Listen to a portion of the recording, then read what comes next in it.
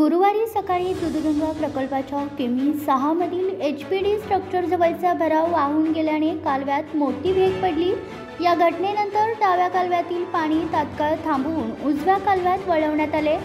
सद्यस्थितीत प्रकल्पातील पाणी पूर्णतः बंद असून फुटलेल्या कालव्याचे पाणी ओढ्याच्या प्रवाहामार्गे वाहून नदीला मिळाले आहे।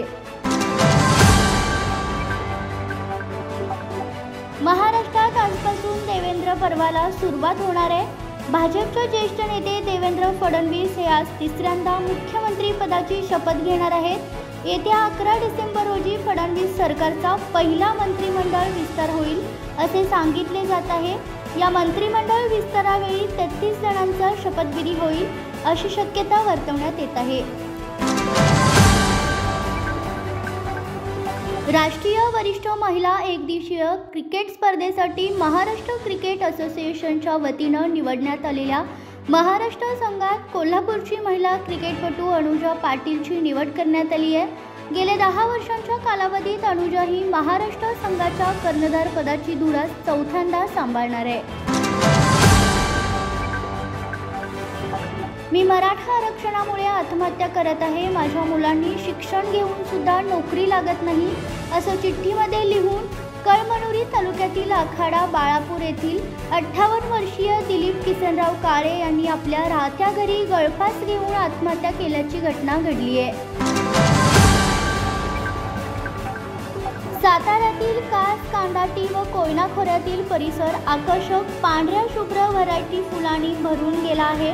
दरवर्षी रंगीबेरंगी फुलांचा बहर विसरला की ते दिसते ती फक्त हिरवीगार झाडी, परंतु यावर्षी या परिसरात एक सुंदर फुलांचा आविष्कार निर्माण झाला आहे।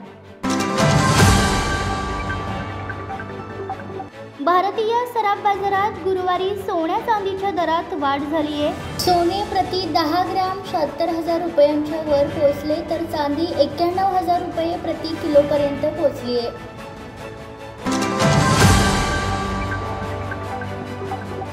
पुणे महापालिकेकडून यंदाही 11 डिसेंबर रोजी पादचारी दिन साजरा करण्यात येणार आहे। त्या दिवशी लक्ष्मी रस्ता सकाळी 8 ते सायंकाळी 8 वाजेपर्यंत वाहनांसाठी बंद राहणार असल्याची माहिती समोर येते। गत वर्षी तुटलेल्या ऊसास प्रतिटन 200 रुपये दुसरा हप्ता व चालू वर्षी पहिली उचल 3,700 रुपयांच्या मागणीवर तोडगा निघण्याची शक्यता साखर आयुक्त कुणाल खेमनार यांच्या आदेशानुसार कोल्हापूर जिल्ह्यातील साखर कारखानदार व शेतकरी संघटना यांची 9 डिसेंबर रोजी जिल्हाधिकारी कार्यालयात बैठक आयोजित करण्यात आल्याची माहिती